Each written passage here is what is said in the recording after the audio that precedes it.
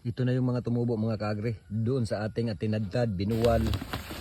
Doon sa unang video natin sa ating lakatan. Ang dami ng tumubo mga kaagre. Oh. So marami pa rin nagtatanong mga kaagre dahil doon sa video natin na yun. Na gumugulo sa kanilang isipan. Kasi hindi naman natin masagot isa-isa doon sa comment section. So unang-una mga tanong doon mga kaagre. Kasi nga tinadtad natin, binalatan natin. So paano ba siya tutubo? May mga ginawa tayo doon, pinaliwanag ko doon sa video na yun.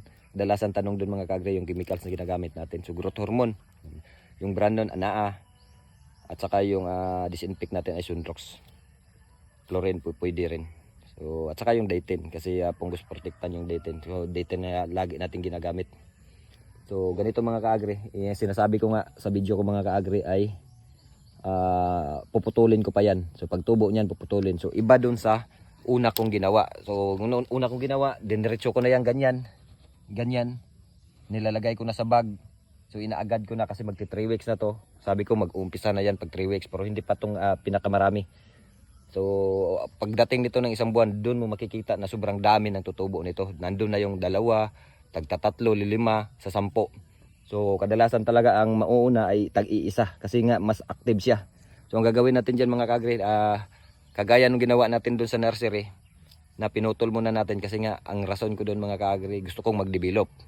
Gusto kong mag-develop. Pangalawa, ngayon na summer, na papuntang summer, ngayon hindi pa naman na totally summer, Marso, alam naman natin, wala tayo munang tanim. So alagaan muna natin yung mga natanim na natin na mga nandun. So focus tayo doon. Ang ginagawa natin dito sa nursery, mag-imbak tayo ng binhi para pagdating ng planting season o rainy season, sa mga susunod na buwan, mayroon tayong itatanim. So paulit-ulit kasi yung panahon mga kaagri. Paulit-ulit yan. Kaya kung farmer ka, alam na alam mo na ang ikot ng panahon. So minsan lilihis, pero kukunti. Pero alam na alam natin na may tag-init, tag-ulan, tag-hangin. Alam na alam natin na yan.